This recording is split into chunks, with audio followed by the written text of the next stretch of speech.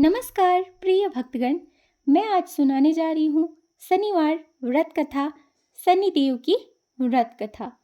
शनि व्रत अग्नि पुराण के अनुसार शनि ग्रह की से मुक्ति के लिए मूल नक्षत्र युक्त शनिवार से आरंभ करके 7 शनिवार शनिदेव की व्रत एवं पूजा की जाती है। बोलो शनिदेव की जय। कथा के अनुसार एक समय सभी नवग्रह सूर्य, चंद्र, मंगल, बुध, बृहस्पति, शुक्र, शनि, राहु और केतु में विवाद छिड़ गया कि इनमें से सबसे बड़ा कौन है। सभी आपस में लड़ने लगे और कोई निर्णय ना होने पर देवराज इंद्र के पास निर्णय कराने पहुंचे। इंद्र इससे घबरा गए और इस निर्णय को देने में अपनी असमर्थता जताई, परंतु उन्होंने कहा कि इस समय पृथ्वी पर राजा विक्रमादित्य हैं जो कि अति न्यायप्रिय हैं, वे ही इसका निर्णय कर सकते हैं। सभी ग्रह एक साथ राजा विक्रमादित्य के पास पहुंचे और अपना विवाद बताया, साथ ही निर्णय के लिए कहा। राजा इस समस्या से अति चिंतित हो उठे, क्योंकि वे जानते थे कि जिस किसी को भी छोटा कहा वही कुपित हो उठेगा। तब राजा को एक उपाय सूझा।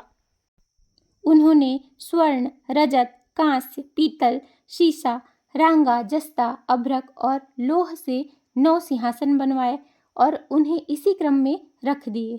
फिर उन सब से निवेदन किया कि आप सभी अपने अपने सिंहासन पर स्थान ग्रहण करें। जो अंतिम सिंहासन पर बैठेगा वही सबसे छोटा होगा।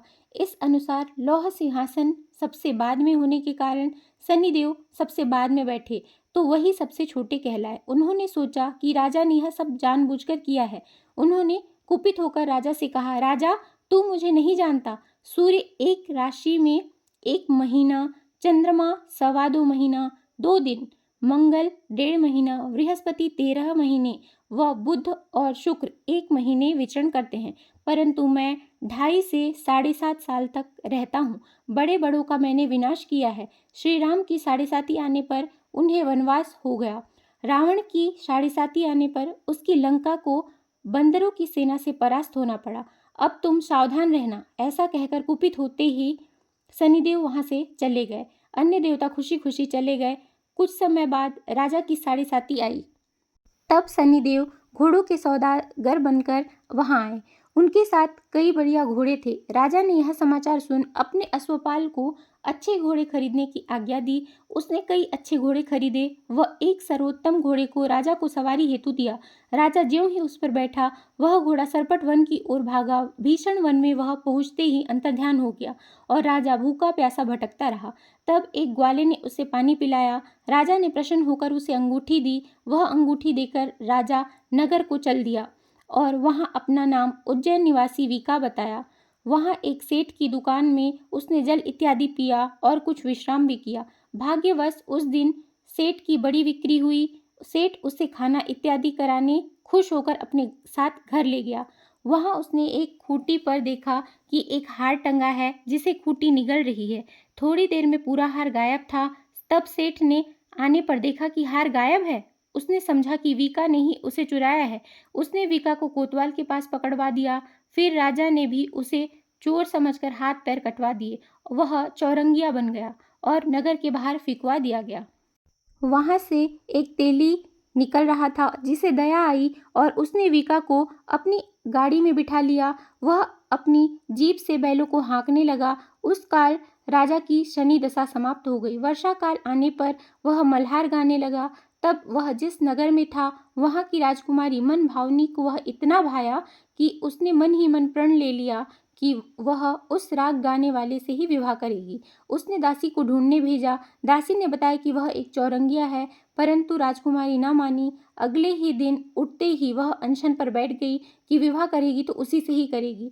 उसे बहुत तरह समझाने पर भी वह नहीं मानी, तो राजा ने उस तेली को बुला भेजाया और विवाह की तैयारी करने को कहा। फिर उसका विवाह राजकुमारी से हो गया। तब एक दिन सोते हुए स्वप्न में शनिदेव ने राजा से कहा, राजन देखा तुमने मुझे छोटा बताकर कितना दुख झेला है। तब राजा ने उनसे क्षमा मांगी और प्रार्थना की कि हे शनिदेव, जैसा दुख मुझे दिया है वैसा आप और किसी को ना दें। शनिदेव मान गए और कहा, जो मेरी कथा और व्रत कहेगा उसे मेरी दशा का कोई दुख ना होगा। जो नित्य मेरा ध्यान करेगा और चींटियों को आटा डालेगा उसके सारे मनोरथ पूर्ण होंगे।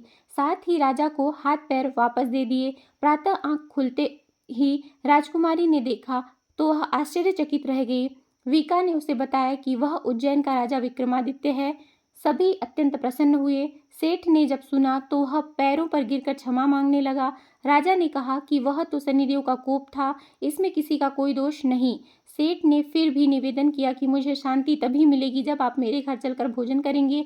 सेठ ने अपने घर नाना प्रकार के व्यंजनों से राजा का सत्कार किया। साथ ही सबने देखा कि जो खूंटी हार निगल गई थी वही अब उसे उगल रही थी। सेठ ने अनेक मोहरे देकर राजा का धन्यवाद किया और अपनी कन्या श्री कंवरी से पानी ग्रहण का निवेदन किया।